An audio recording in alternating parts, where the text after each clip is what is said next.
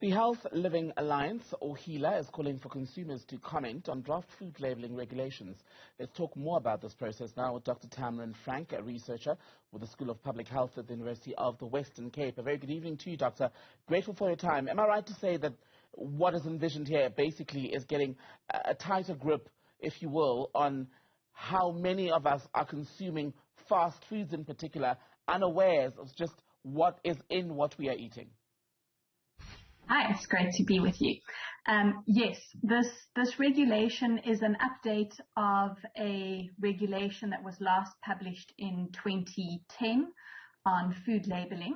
And so it includes quite a lot of different aspects around food labeling. But what we're very excited to see that the regulation has is a section on front of package warning labels, which will be on foods that are high in saturated fat, sugar, or sodium, as well as foods that contain any non-sugar sweetener.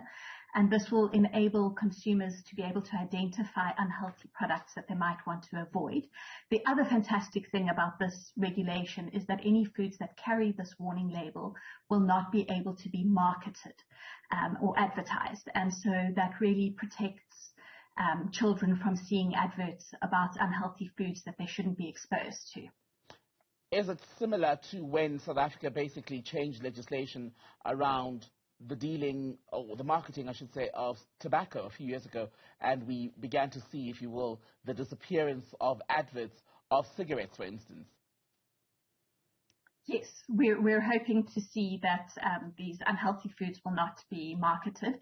They also won't be allowed to have any marketing on the packages. So in the stores, when you go to the shop, you won't be seeing health claims that are possibly untrue, or cartoon characters, or things that are appealing to children if there's a warning label on these products. And the difference here will be the front of package element, where that's where this information will be displayed. At the moment, you basically have to turn whatever product you're using around and read the back, often in much smaller print than everything else on the branding. But I wonder if people will actually bother to read it or just buy what they want to buy. Yeah, so it certainly is a much easier way to display the information. It requires one to not need to have a lot of nutritional education or knowledge to make an assessment, because the label will be very easy to see. Studies have shown that consumers spend less than 10 seconds making a decision in store, so the warning label is a very quick and easy way for consumers to make a decision.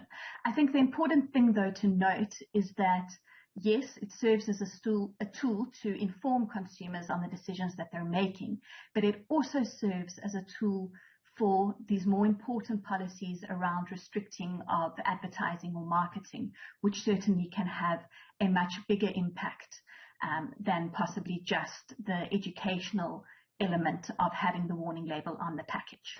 We're also talking about legislation that will deal with descriptors, the use of words that may be misleading on the package, things described as wholesome when they in fact aren't. Yes.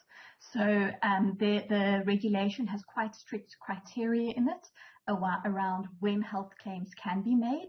And this is to prevent, for instance, there was a time period where you would see sweets that were high in sugar containing a label that said fat-free, which is very misleading, because it is true that a sweet that only has sugar in it is fat-free, but it's not a healthy product because it's extremely high in sugar.